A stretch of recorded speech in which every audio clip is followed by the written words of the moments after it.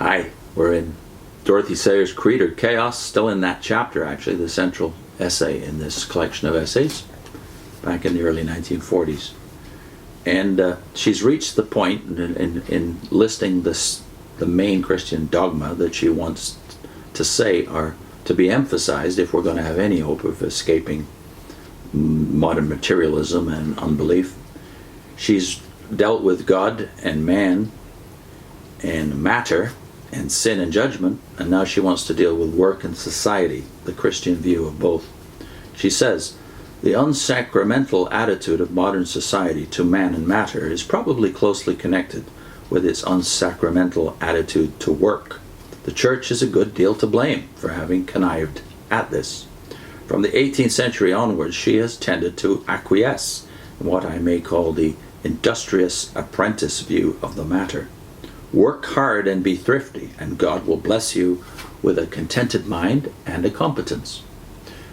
This is nothing but enlightened self-interest in its vulgarest form, and plays directly into the hands of the monopolist and the financier.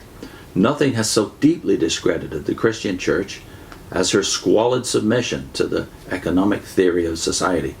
The burning question of the Christian attitude to money is being so eagerly debated nowadays that it is scarcely necessary to do more than remind ourselves that the present unrest, both in Russia and in Central Europe, is an immediate judgment upon a financial system that has subordinated man to economics, and that no mere readjustment of economic machinery will have any lasting effect if it keeps man a prisoner inside the machine.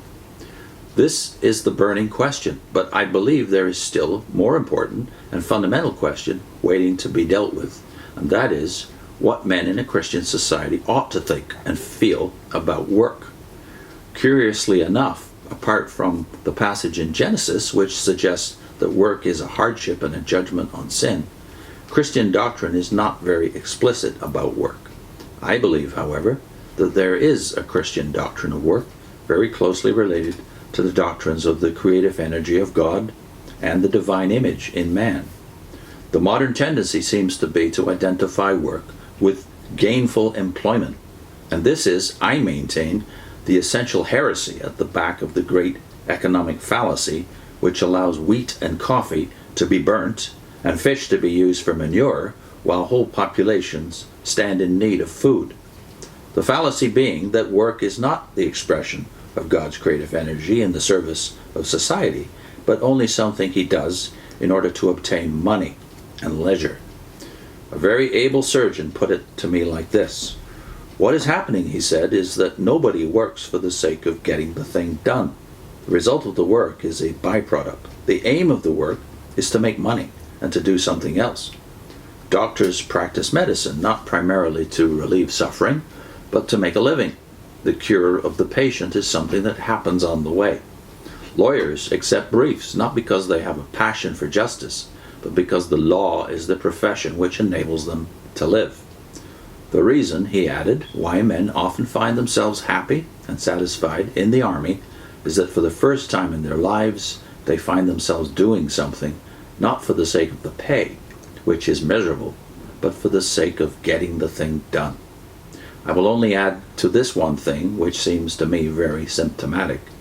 I was shown a scheme for a Christian society drawn up by a member of young and earnest Roman Catholics. A number of young and earnest Roman Catholics. It contained a number of clauses dealing with work and employment, minimum wages, hours of labor, treatment of employees, housing, and so on. All very proper and Christian. But it offered no machinery whatever for ensuring that the work itself should be properly done. In its lack of a sacramental attitude to work, that is, it was as empty as a set of trade union regulations.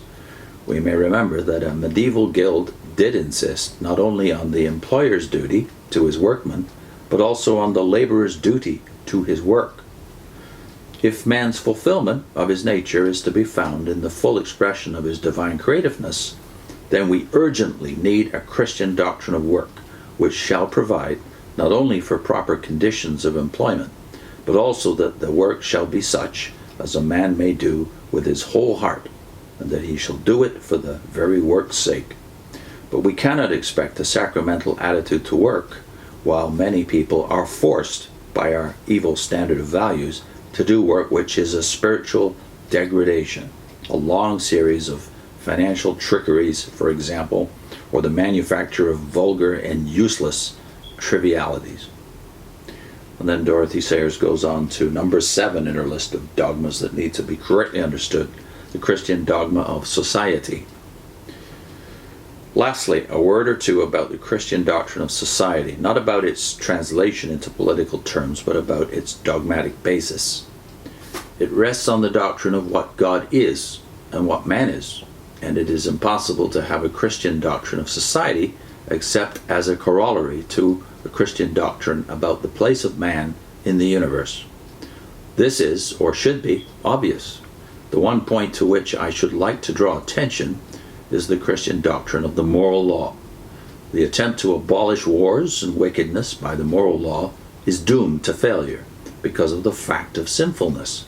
Law, like every other product of human activity, shares the integral human imperfection. It is, in the old Calvinistic phrase, of the nature of sin. That is to say, all legality, if erected into an absolute value, contains within itself the seeds of judgment and catastrophe.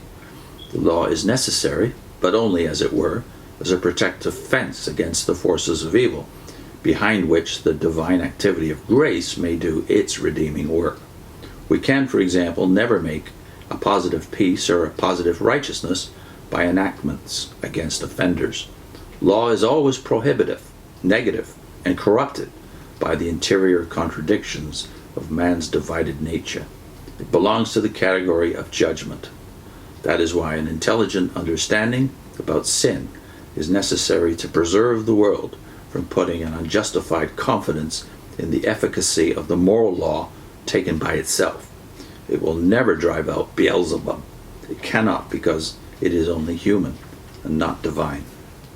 Nevertheless, the law must be rightly understood, or it is not possible to make the world understand the meaning of grace. There is only one real law, the law of the universe. It may be fulfilled either by way of judgment or by the way of grace, but it must be fulfilled one way or the other. If men will not understand the meaning of judgment, they will never come to understand the meaning of grace.